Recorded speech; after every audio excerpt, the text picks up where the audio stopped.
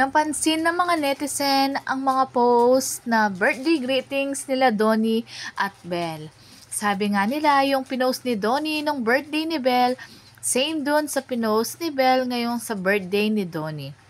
So basically, lahat ng picture na posted by Belle ay out of the country trip nilang dalawa. At talagang pag nagpapapicture ang dalawa sa kanilang commercial ay talagang napaka-natural. Parang ang ginagawa ng Don Belle ay hindi trabaho.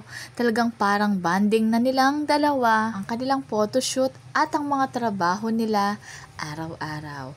At talagang kung hindi man pinost ni Donnie, hindi natin malalaman na nag-celebrate pala kasama si Belle Mariano sa kanyang birthday sa Lubong. Kaya siguro hindi na nag-post si Belle dahil personal na niyang binati ang kanyang boyfriend at silang dalawa naman ay magkasama ng pagpatak ng alas 12 na birthday ni Donnie.